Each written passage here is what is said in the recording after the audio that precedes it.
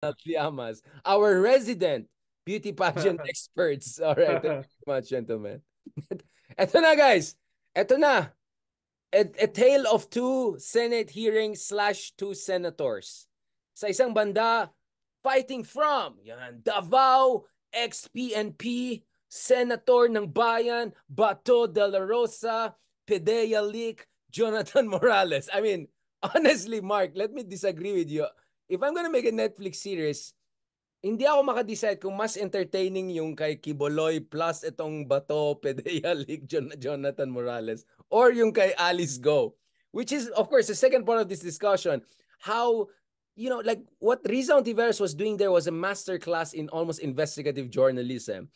Tapos si Raffy Tulfo also had his own moment. Raffy Tulfo in action yung ginawa niya kay Alice Go.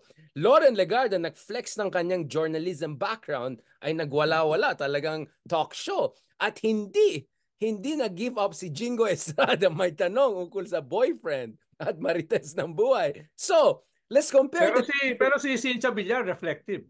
Ay, Cynthia, saan ka ulit lumaki? Sa farm po.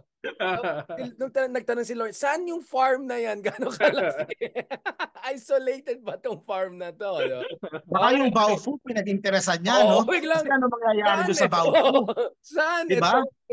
Vista Bamban, pwede, no? Pwede, gandang subdivision yan. Gandang subdivision yan. Okay, gentlemen. Okay, Ronald, ikaw na muna tanungin ko. Kasi ito si Mark hindi believe masyado doon na sa Team Alice Go Netflix. Hands down. Walang laban yung mga hearings nila Raffy Tulfo, Loren Legarda, Riza Ontiveros. Doon sa hearing ni Bato de la Rosa. Bakit it brought down a Senate President? Oh, kaya ba yun? Is that true? Ha? Kaya ba? Kaya ba yun? Ha? It brought down. Tapos hindi lang siya simpleng bringing down. Iba-ibang anggulo. No? Galit na galit si Mixubiri. Biro mo, pinuri-puri niya si Bato. Tapos niyakap-yakap pa yung kanyang asawa. Yung pala, bumoto laban sa kanya. Oh, di ba? I mean, what was this guy thinking? Diba? Malalaman yung vote niya. Diba? I mean, sabi ni Subiri, I've seen strange things in my life. This is Yesterday, I was broken. Today, I was dumbfounded. Diba? Only in the Philippines. Diba? Only in the Philippines. Diba? Oh. Nagpaakap ka pa doon sa asawa nung binackstab mo eh. Pati yung puso ko umiiyak eh. Nung nakikita ko humahagulgol, yung isang chief PNP, author ng Tokhang. Diba? Pero maganda yung watch niya. Mukhang James Bond watch niya. Sabi ko nga dun sa Senate beat ng Philippine Star, nakapagwalis na ba sila ng mga crocodile tears sa Senado? Nakapaglampaso na ba sila? Eh, basa pa rin daw eh. Sabi ni Cecil ng Philippines, basa pa rin daw. Nahirapan daw ilang paso yung crocodile tears ni Bato. So, hands down. No? Kung maghahanap ka ng may impact. Crocodile hug din, hindi lang tears. May crocodile hug rin. Oo. Pero okay. I cannot agree with Zubiri kasi ang daming bumoto sa kanya mga DDS. So, it just happened there. Paano mo sabihin na galit si BBM? Eh, puro mga DDS bumoto laban sa kanya. Bongo, Bato, Tolentino. Come on. That's ridiculous. I don't believe that. Come on. Diba sabi niya, ang dalawang dahilan kung bakit siya natanggal. Chacha, diba? At saka yung Pidea Leak series. No? Yung mga bumoto sa kanya ay mga anti-chacha, including including cheese. Pero ikaw naman kasi, Richard, nasusurpresa ka pa sa Philippine politics eh. Wala namang lohika eh. Wala namang lohika Philippine politics. Hey, Ronald. Ha? Ikaw pa rin tama si Zubiri eh. I've seen strange things. Pero yung kay Bato, na may crocodile hug, crocodile tears. Stranger things, di ba? Ayan ka na naman, naghahanap ka na naman ng method sa insanity eh. Naghahanap ka na walang method, madness lang. Madness lang, wala nang method. Di ba? Tama tayo, I've seen strange things. This is next level. Ikaw, Mark, anong basa mo the whole Bato drum? Sa tingin mo panalo si Bato dito in a sense na ang taas ang publicity ni Bato? I mean, Alice Go and then Bato. Ay, hindi. Delikado Hindi. siya. Talagang all sides negative. Delikado si Bato. Delikado siya. Importante sa delikado. Delikado siya. Kasi importante sa Pilipino yung ano eh. May Yung isang what do you call that? Yung pagiging loyal sa isang kumbaga pagiging yung loyalty ba? Kasi lumabas siya na parang ano eh, parang hudas nga eh. Yun yung termino ginagamit. Yun yung ginamit, Na, hudas. pagkatapos na he stuck out for you, yung diba? nagkadelikado, natanggal na nga siya. Tapos nakuha mo pang bumoto doon sa kabila. Na hindi naman kailangan yung boto mo. Diba, pwede namang mag-ano ka, pero pinili mo yan para hindi ka makasama sa minorya. Kahit naman sa mga parang walang ano eh, walang alam mo, kahit sa aming mga low Richard, sa aming mga low life, kahit sa amin, no, there is honor among thieves. Kahit sa mga low life, sa mga simpleng tao. Ikaw kasi Richard, hindi ka low life eh. Masyado, you're so up there. No, you're so up there. Nandito ako sa Baguio. Nandito kami sa Lusac, no? Kami nandito sa Lusac. Kami naman, there is honor among thieves, no? Ayun yung kwan. Si Bato, parang nakita ng tao. Parang sumayat na talaga eh. No, talagang sumayat eh. Pero tingin ko yung deciding vote talaga diyan. Yung buong PDP block, no? Mukhang sila yung huling sila yung huling lumipat. Baka siya yung isa doon yung sinasabi ni Zubiri na nag-tridor na sinasabi, full support ako sa iyo. Tapos after the following day, hindi mo na makontak. Mukhang PDP yung nag-swing eh. Kaya yun yung reason siguro kung bakit nga masyadong pinapagbigyan yung PDEA leaks, yung kay Kibuloy. Kasi yung block na yun, that is what's keeping him from losing yung kanyang Senate presidency na nakuha nung kabilang side. Pero Sir Ronald, sige mamaya na yung isang hearing medyo mas focus tayo dito eh. I mean, what the heck? What do you think about Chizo Escudero? Siya ngayon biglang nag-trending na yung kanyang school book na gusto niya maging presidente katulad ng idol niya si Ferdinand Marcos. Obviously hindi si Junior, si Senior. I mean, if you look at the position of Escudero, mas malapit siya sa DDS when it comes to some key issues like foreign policy, di ba? I haven't heard him criticizing China very much. I've heard him saying stuff about EDCA, saying stuff about, wag tayo masyado dun sa kampo ng Amerika, mga ganon. So, I think if you're DDS... Hindi pa nga yun eh. Hindi pa nga yun dahil si Mig Zubiri, hindi lang friends ng mga Marcos.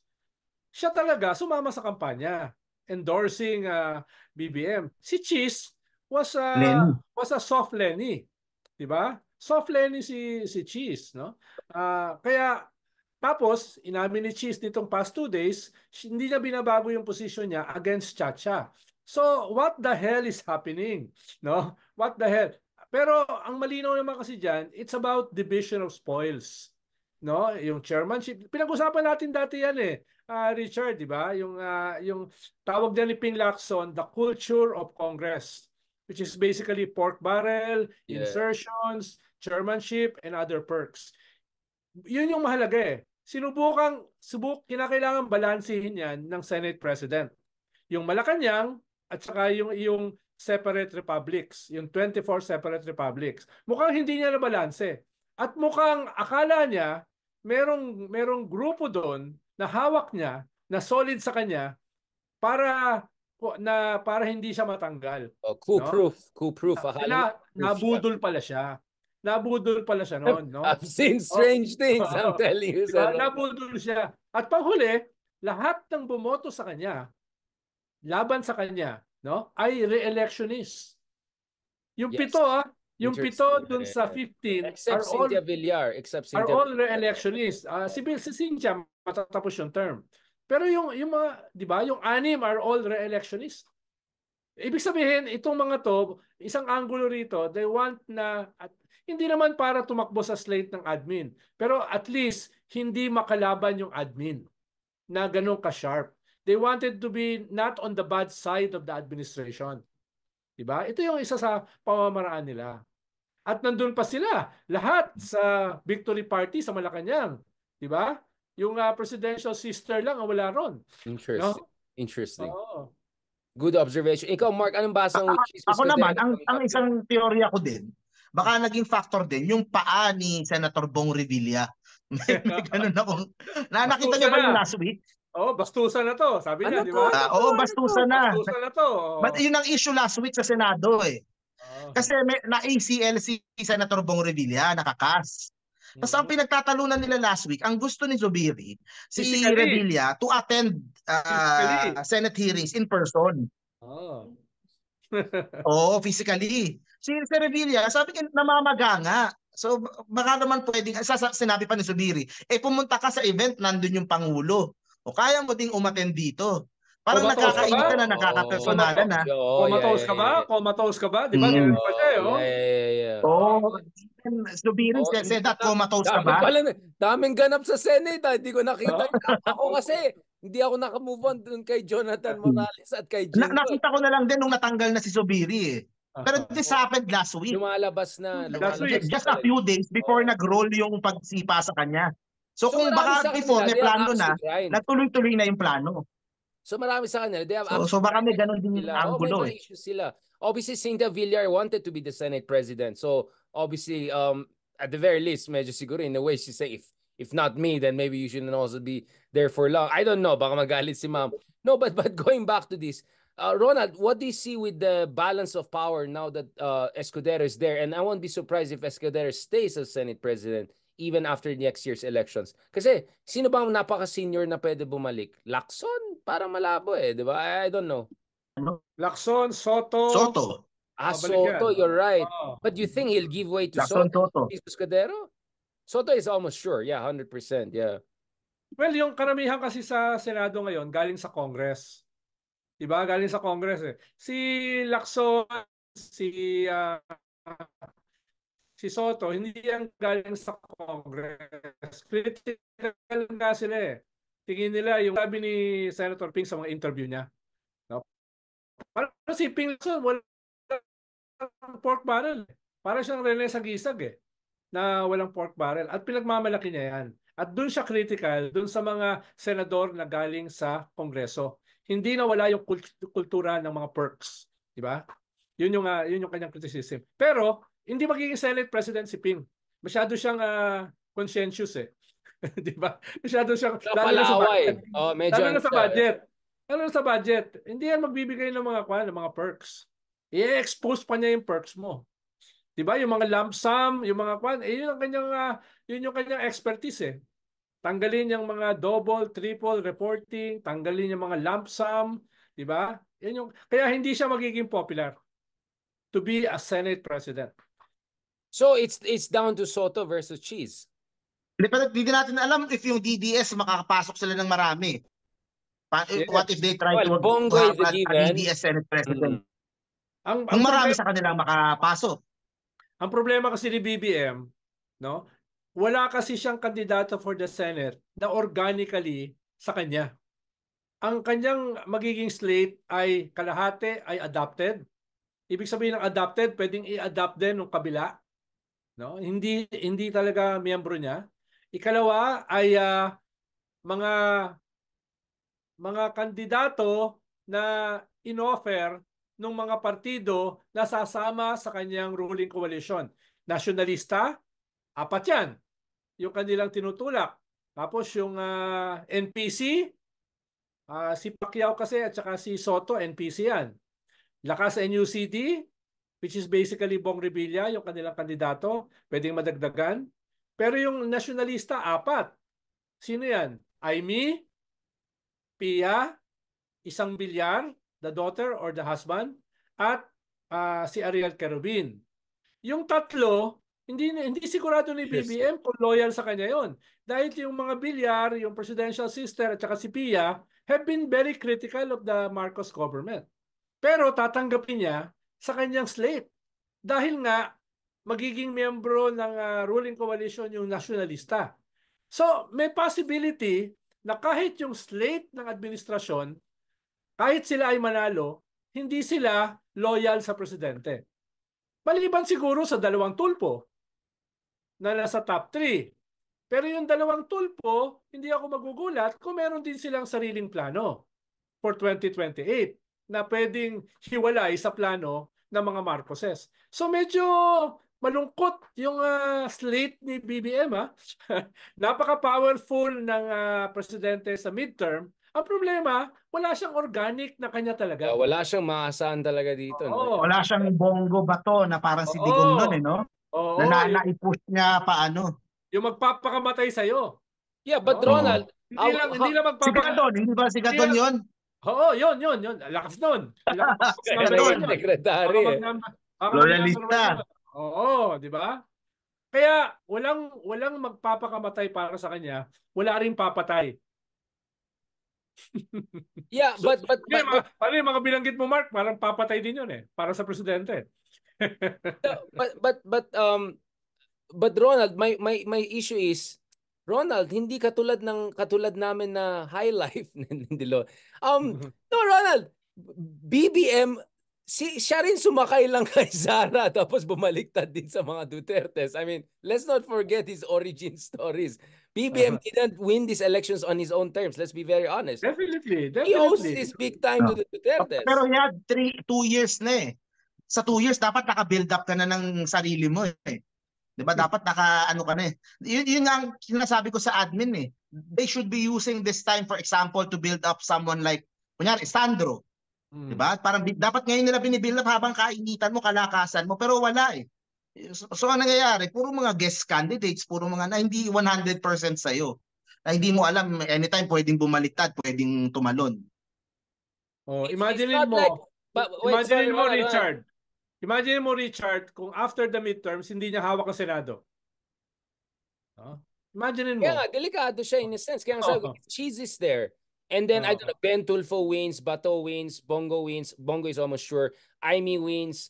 Let's say Tolentino makes it because in some surveys he has a chance. Then you have like 4, 5, 6, na hindi necessarily kay BBM. So, that could be tricky for him. Hindi kaya? I mean, hindi lang 4, 5, 6. Do something decisive.